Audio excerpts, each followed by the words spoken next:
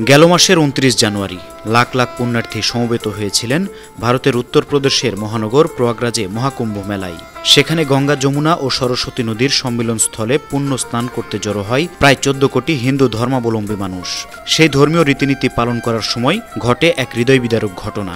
ভিড়ের চাপে পদপিষ্ট হয়ে মারা যান ৩০ জন। জীবন ঝুঁকিতে পড়েন অনেকেরই।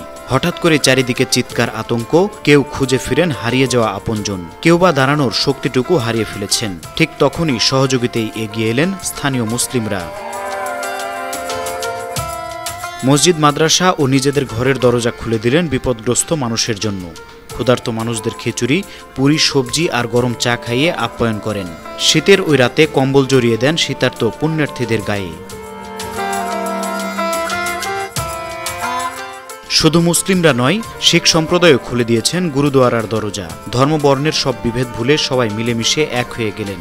স্থানীয় মুসলিমরা বলেছেন তারা এসেছেন পুণ্য অর্জন করতে, আর আমরা করেছি মানবতার সেবা।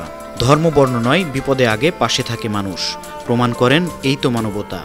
শুধু প্রয়াগরাজে নয়, কাশ্মীরেও এমন দৃষ্টান্ত রয়েছে। প্রবল তুষারপাতের কারণে কিছু পর্যটক আটকা পড়েছিলেন সেখানে। স্থানীয় মুসলিমরা তাদের উদ্ধার করে মসজিদে আশ্রয় দেন, খাবার পানীয়ের ব্যবস্থাও করেন। কাশ্মীরের সেই বরফ আর প্রয়াগরাজের কুম্ভ মেলা সাক্ষ্য হয়ে রইল মানবতার এক অদ্ভুত মিলনের। এমন তৎপরতা স্মরণ করিয়ে দিল, রাজনীতি যত বিভেদই তৈরি করুক না কেন, সাধারণ মানুষ কখনো মানবতাকে হারাতে দেয় না। News desk, ৫২ TV.